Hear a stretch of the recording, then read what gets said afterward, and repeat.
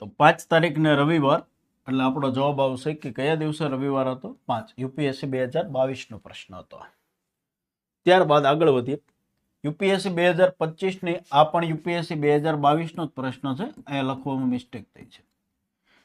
UPSC 2022 માં એક્ઝામિનરે આવો સરસ મજાનો પ્રશ્ન પૂછી નાખ્યો. પીએસઆઈ કોન્સ્ટેબલમાં તે બેઠા પ્રશ્નો પૂછી શકે. યુપીએસસી ના અમુક પ્રશ્નો ભૂતકાળમાં એવું બન્યું છે કે જીપીએસસી ક્લાસ 1-2 ની અંદર બેઠા પ્રશ્નો પૂછી નાખ્યા, તો પોલીસ ભરતીમાં પણ બેઠા પ્રશ્નો લઈ શકે. અને જો આવા પ્રશ્નો પૂછાઈ ગયા હોય તો ઘણા છોકરા તો સ્કીપ કરીને આગળ વધશે. સ્માર્ટ પ્રશ્નો છે. આવા પ્રશ્નોનો સોલ્વ કેવી રીતે કરશું? કેલેન્ડરનો મસ્ત મજાનો પ્રશ્ન છે રીઝનિંગનો, કે એક્સ અઠવાડિયાના એક્સ દિવસ, એક્સ કલાક, એક્સ મિનિટ અને એક્સ સેકન્ડમાં કુલ કેટલી સેકન્ડ હોય. સ્માર્ટ વર્ક કરીને ગણી શકાય. ગણતરી કરવા બેસો બહુ લાંબી ગણતરી થઈ જાય.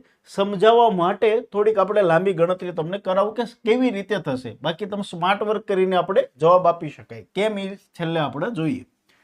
પહેલા તો આ બધાને મારે શેમાં ફેરવવાના? સાહેબ સેકન્ડની અંદર ફેરવવાના છે. એક્સ અઠવાડિયા, તો માના કે એક્સ અઠવાડિયા જે છે, અઠવાડિયા કેટલા કીધા છે? એક્સ અઠવાડિયા કીધા.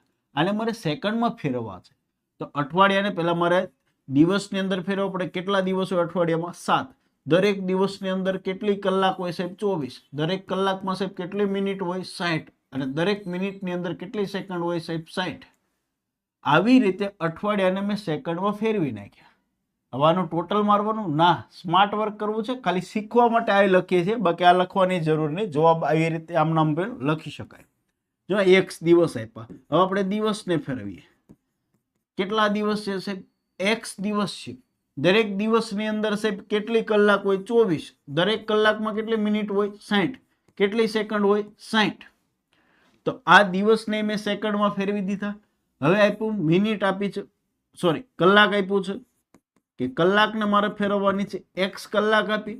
દરેક કલાકની અંદર સાહેબ મિનિટ કેટલી હોય? 60. અને એમાં સેકન્ડ કેટલી હોય? 60. આ સેકન્ડમાં રૂપાંતર થઈ ગયું. હવે આપણે વાત કરીએ મિનિટની અંદર.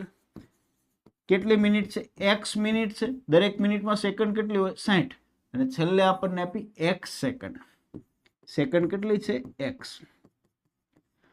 હવે જો હું આનો ગુણાકાર કરીને ટોટલ મારો, આ બધાનો ટોટલ મારીને મારે એનો સરવાળો કરવાનો છે કે આ બધાની મળીને કેટલી સેકન્ડ થાય.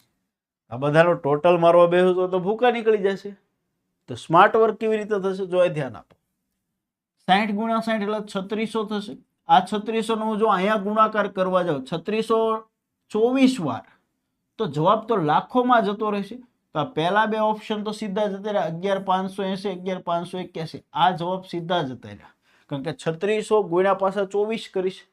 3600 3600 3600 એમ 24 વાર, તો બહુ બધી વાર લાગશે. તો આ જવાબ બે જતા રહ્યા છે. હવે આ બે જવાબ વધ્યા છે. હવે જો ધ્યાન આપો.